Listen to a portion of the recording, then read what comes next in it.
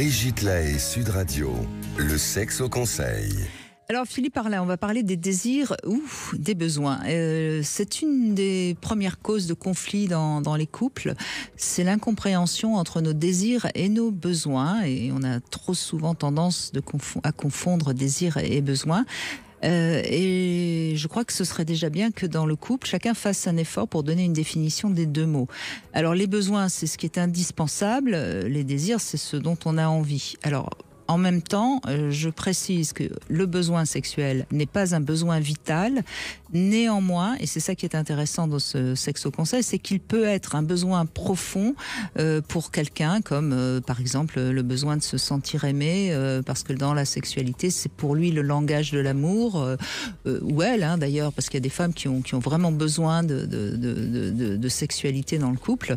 Donc, je ne suis pas d'accord, mais je vous donne la parole tout de suite, je ne suis pas d'accord avec les sexothérapeutes qui considèrent qu'on ne doit pas parler de besoins sexuels. Qu'est-ce que vous en pensez ?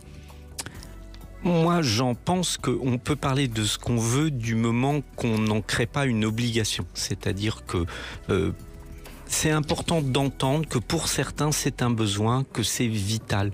C'est-à-dire que moi, j'ai toujours aimé dans mon métier non pas corriger les mots des gens, mais me dire que s'ils les utilisaient, c'est parce que pour eux, ça avait un sens.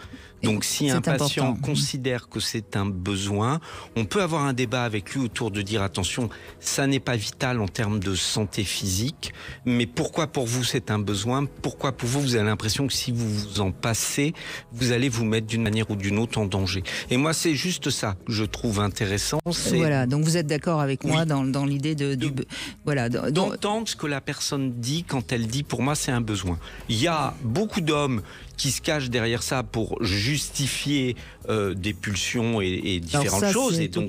C'est autre chose. Donc là, je rejoins tous les sexothérapeutes en disant non, c'est pas un besoin vital, vous allez pas mourir, tout va bien, rassurez-vous, respirez. Mais il y a vraiment des gens où on sent qu'ils disent autre chose quand ils disent besoin, et c'est ça qu'il faut entendre. Et là où c'est ambigu, c'est que le désir, c'est aussi ce qu'on va utiliser pour répondre à nos besoins. Mon désir d'aller manger au restaurant avec quelqu'un, ça peut être pour répondre à un besoin vital de me nourrir. Bien sûr.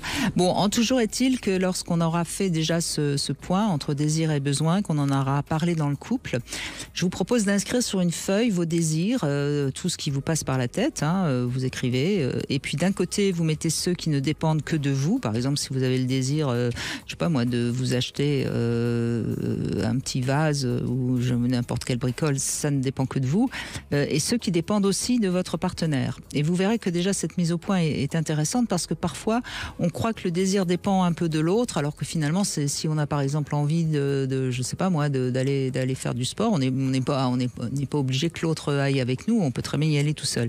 Ensuite, vous allez faire le hit parade de vos désirs.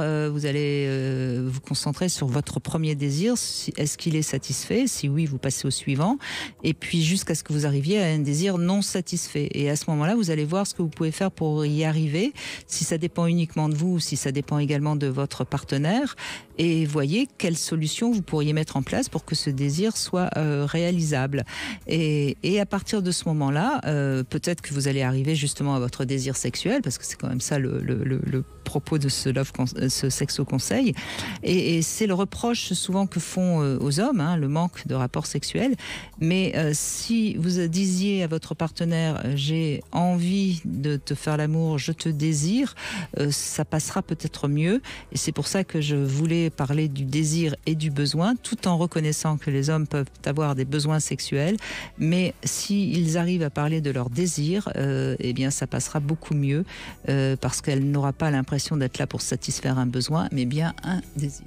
Mais on va voir aussi beaucoup de femmes qui ont des besoins sexuels, parce Absolument. que dans le fait de se sentir aimée, de se sentir désirée, la femme peut aller chercher énormément de sexe, parce que c'est là qu'elle se sent vivante, désirée et aimée. Donc il ne faut pas refuser ce mot.